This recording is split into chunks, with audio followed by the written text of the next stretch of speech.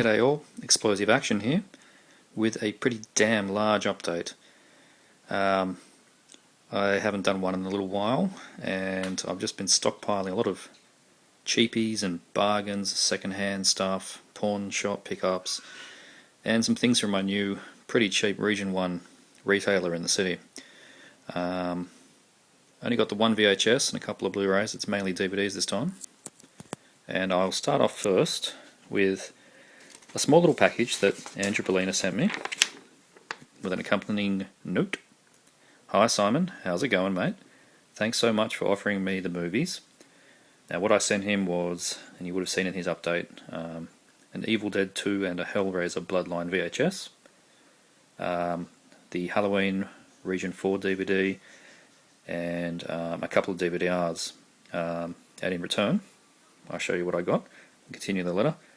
I hope you enjoy this small gesture of thanks. I certainly do. I've also included another DVD, so hope you enjoy that. If you have it, feel free to pass it on. Chat soon, Andrew. Well, the first DVD, the one I knew I was getting, Luther the Geek, and this is, believe it or not, my first Troma. I don't have any other Tromas, and I've never seen many. I've only seen, the name escapes me now. Redneck Zombies is about one of the few ones I've seen, and Mother's Day. And I have Mother's Day on VHX actually, but in terms of DVD, this is now my only one from the Troma collection, Luther the Geek. Sounds interesting, sounds pretty crazy, and has animal slaughter. I've never seen that on a DVD before, so we'll see how we go there. And the bonus one, which looks really cool, it's called Behind the Mask, The Rise of Leslie Vernon. And it is a slasher comedy from what I can tell. And it's got Robert Englund in it. And the reviews were generally positive, so yeah, a slasher comedy. So I think it's sort of done like a documentary. There, that looks really fun. So thanks again, Andrew, for sending me those. Good stuff. I'll do the VHS that I got, just the one, Japanese VHS. Filipino film, of course, Double Edge with Romano Christoph, and it's basically described as a Cobra ripoff with ninjas. And I couldn't say no to that. A Cobra ripoff with ninjas. That's my kind of movie right there, so Double Edge, awesome. Couple of cheap Blu-rays. My Bloody Valentine 3D, the remake. I put off seeing this for ages, but then I saw so many generally good reviews that I picked up it's a Zone A Blu-ray, but it's not encoded, so it'll play on everything. And it was a tenner on eBay, so from an Australian seller too. And it hilariously comes with old-fashioned red and blue 3D glasses, but it does contain a 2D version, which is what I will be watching. So My Bloody Valentine 3D, awesome. Got these cheap from JB during the sale, Paintball, another in the Insomnia range. Doesn't look too bad. Little horror flick about paintballing. Twists and turns to keep you guessing to the very end. What a generic quote. Anyway, Paintball, looks good. Non-horror, this is a comedy that a friend of mine recommended to me. Death at a Funeral, the British version, not the American remake with Chris Rock. And man, this was funny, really good fun. If you like British comedy, you've just got to watch this. It's got everything you need in a little comedy. It's not too over the top. It's got midgets. Great stuff. Alright. DVDs. Put them into little piles here. First pile, eBay stuff. This was $2. Blue Underground release of Delirium.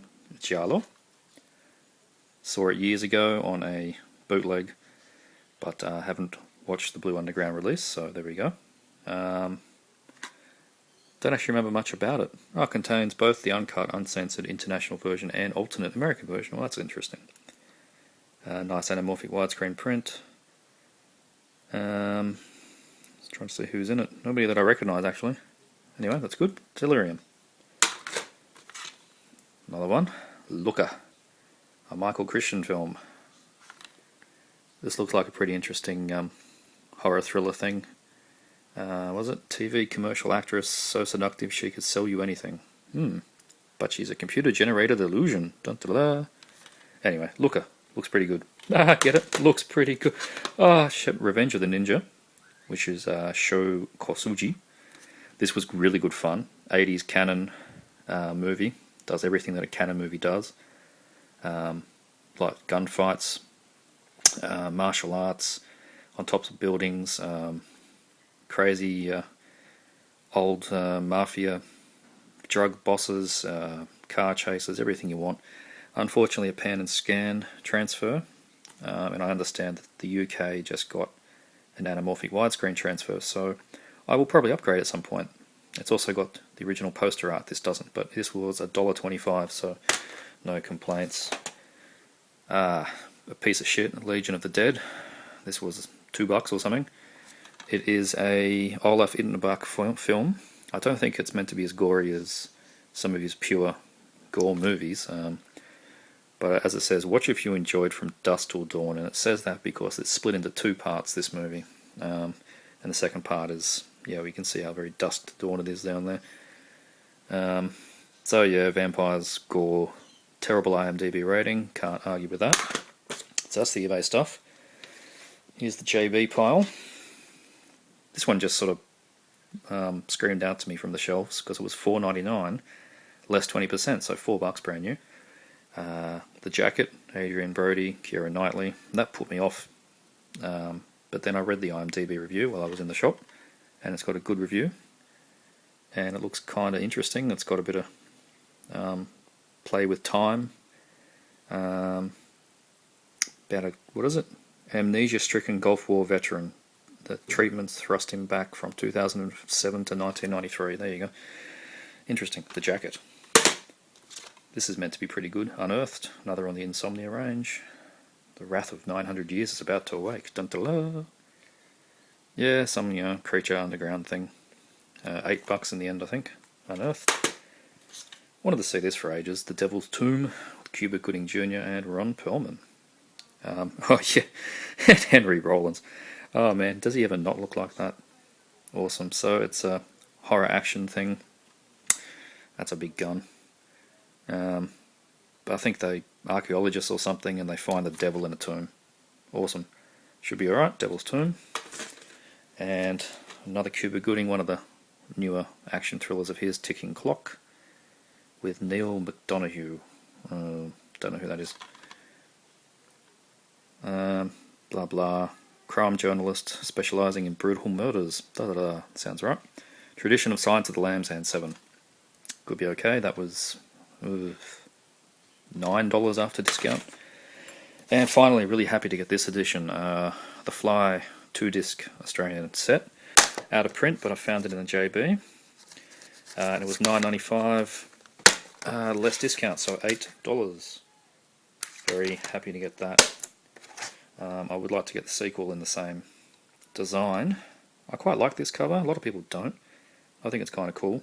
And the Fly 2 cover is very similar, but have had no luck finding that yet. If anybody does have the Fly 2 with this cover and the silver bar at the top, and they want to get rid of it, let me know. Alright, on to the imports. From my new favourite shop in the city, we got Extra, Parts 1 and 2, Sci-Fi Horror. Everybody knows this one, especially Extra the Mutilator, obviously. For the grand sum and total of $6.95. Awesome price, Extra. Bloody Birthday, also $6.95, widescreen. Little slasher thing that I've not watched before, 1981. Should be good, Bloody Birthday. A Blade in the Dark, this was a tenner. Blue Underground release. Lamberto Bava movie. Everybody knows about this one already, I'm sure. It's been shown by a few people before. Not a new release, A Blade in the Dark. Really happy to get this one. This was the most expensive one I've picked up from the shop, $18. I mean, that's not really expensive, especially you can't get a release in Australia. Chopping Mall. This was such good fun. 80s to the bone. Just horror slashery, not a slasher, horror monster thing in the shopping mall. The monsters being robot sentries that are there to protect shopkeepers and stuff, but of course they just go mad and kill everybody. So you've got these roaming robots that killing customers. It's it's good fun, chopping them all. Dr. Black and Mr. Hyde. This was a riot. This one cost me $12, which was a bargain. Absolute riot. Oh, my mind just went blank for a moment there. Anyway, I was reading the back. Yeah, Dr. Black, Mr. Hyde, starring Bernie Casey, who, in blaxploitation tradition, somehow makes himself go white by taking a potion he's made, and he goes on a rampage. And all the black people think he's white, and they don't give him the time of day. So, pretty funny. Dr. Black and Mr. Hyde. Lucio Fulci's perversion story. This was tenner, which was good. Not an easy umbrella to pick up. I never see it around, so I was happy to pick this one up. From the import shop, but they do have some umbrellas. Little sleazy Charlotte. Dr. Giggles. This one looks really good fun. 1992 horror movie. Doctor's Gone Mad is always a good idea for a horror movie, so there. Dr. Giggles, that was 16. An absolute classic, so happy to get. The Burning. I watched it as soon as I got home, because I hadn't seen it before. Cost me a cool $20, which is, yeah, the most expensive thing from this shop, but well worth it. And I priced it, importing from Amazon plus shipping would still cost me more. It's never had an Australian release on DVD, only on VHS. So, really happy to get that, and it's an excellent transfer. Yep, and the next three are the three Prophecy movies. Wanted to get these for ages. The first one is the re-release on Echo Bridge Entertainment, who bought all the Miramax stuff. But these two are the originals, and they're all 14, 8, and 8, I think. So, the three Prophecies, Christopher Walken. Excellent. Alright, pawn shop pickups. And I watched this one last night for the first time. The Friday the 13th remake, extended cut. These are all $3. This was good fun, gorier than I thought. And I thought it was an interesting way how they sort of summarised the first Friday the 13th in 2 minutes at the beginning, and then kicked off with a remake of part 2. So that was pretty cool. Friday the 13th. New Zealand Horror, The Truth About Demons. This looks interesting. It's not meant to be that brilliant, but again, it was $3, so I'll give it a bash. Unfortunately, a full screen transfer, and I flicked it on, looked at some of the special features, which show excerpts from the movie in widescreen, which is annoying. Apparently all DVDs are full screen, except for some really obscure Dutch release or something. So there you go. 2-pack, Christine and Maximum Overdrive, both Stephen King movies. Surprisingly, I've never seen Christine. Killer car movie. And Maximum Overdrive is about robots, or not robots, about machines that go crazy. Both topics of Futurama have done, presumably based on these movies, so $3 for a 2-movie set. Salem's Lot, TV edition. Pretty hard to get this edition anymore, and that was $3, so good, Salem's Lot. This was a good little find. The original Anchor Bay Evil Dead 2. See it on the side there. I've got the tin.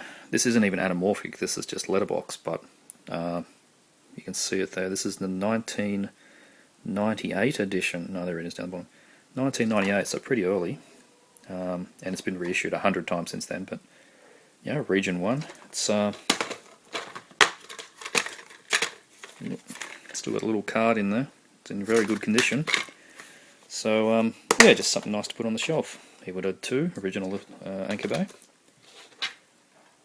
The Strangers, I remember this when it came out, but I never saw it.